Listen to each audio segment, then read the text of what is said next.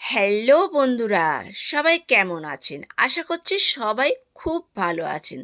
তবে আমি কিন্তু একদম ভালো নেই। তার কারণ এত ঠান্ডা পড়েছে, সত্যি একদম ভালো লাগছে না। হাত বের করতে ইচ্ছা করছে না, সব সময় যেন বসে থাকি লেপের ভেতরে।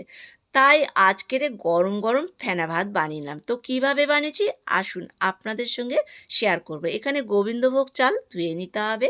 এদিকে ছোট ছোট করে আলু আর গাজর কেটে নিয়েছি। ভালো করে ধুয়ে নিয়ে একটা পাত্রে জল নিয়ে নিতে হবে। গাজর আলুটা দিয়ে এখানে দিয়ে দেবো নুন দিয়ে আগে সবজিগুলো একটু সেদ্ধ করে নিতে হবে, নিয়ে চালটা দিতে হবে, কারণ গোবিন্দভোগ চাল তাড়াতাড়ি সেদ্ধ হয়ে যায়, তবে সবজিগুলো কাঁচা থাকবে। আর এখানে গোটা গোটা পেঁয়াজ দেবো। পেঁয়াজটার মুখটা কাটবো না, এই মুখটা গোটা রাখলে পেঁয়াজটা গোটাও থাকবে আর খেতেও ভালো লাগবে। সেই জন্য মুখটা অল্প করে কেটে পরিষ্কার করে নিতে হবে। এদিকে সবজিগুলো সেদ্ধ হয়ে গেছে, দেখে নিলাম, একটু নেড়েচেড়ে দিয়ে দিলাম। দিয়ে এখানে দিয়ে দিতে হবে কাঁচা লঙ্কা আর দিয়ে দেবো মটরশুঁটি। এবারে যে চালটা আমি ধুয়ে রেখেছিলাম একটু নেড়ে নিয়ে চালটা এখানে অ্যাড করতে হবে। তো বন্ধুরা, পুরো ভিডিওটা দেখার অনুরোধ রাখলাম। চাল দিয়ে একটু নেড়ে চেড়ে নিতে হবে, নিয়ে ঢাকনা দিয়ে বেশ কিছুক্ষণ এটা ফুটিয়ে নিতে হবে।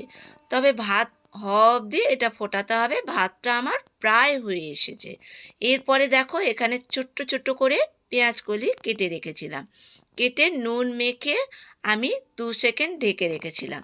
ভাতটা হয়ে গেলে ভাত আঁচ কমিয়ে দিয়ে পেঁয়াজ কলিগুলো ভাতের সঙ্গে দিয়ে দিতে হবে, দিয়ে আঁচ বন্ধ করে ভাতের সঙ্গে এইভাবে পেঁয়াজ কলিগুলো মিশিয়ে নিতে হবে।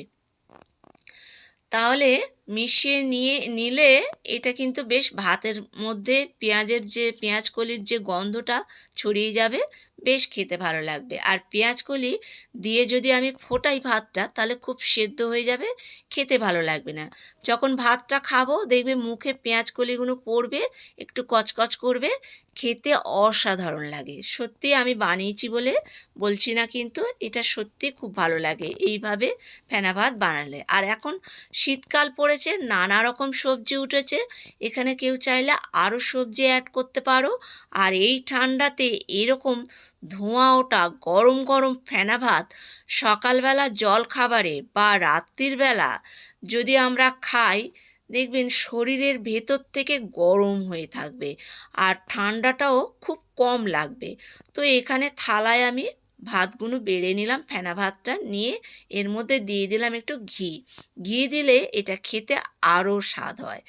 আর এখানে পুরো ভাতটা আমি ঘি দিলাম না, কারণ একজন আছে সে কাঁচা ঘি খায় না, সেই জন্য আমি পুরো ভাতটায় ঘি দিলাম না। তো যারা বাড়িতে সবাই ঘি খাও, ভাতের মধ্যে পুরো ভাতটায় ঘি দিয়ে মেখে মানে চামচ দিয়ে মিশিয়ে নিয়ে ঢেকে 2 সেকেন্ড ঢেকে রাখলে পুরো ভাতটা ঘিয়ের গন্ধ বেরোবে, ফেনা ভাতটা খেতে বেশ ভালো লাগবে। তো বন্ধুরা, ভিডিওটা যদি ভালো লাগে লাইক কমেন্ট শেয়ার করার অনুরোধ রাখলাম। নতুন কোনো বন্ধু হয়ে থাকলে ইউটিউব চ্যানেলটা সাবস্ক্রাইব করে নেওয়ার অনুরোধ রাখলাম।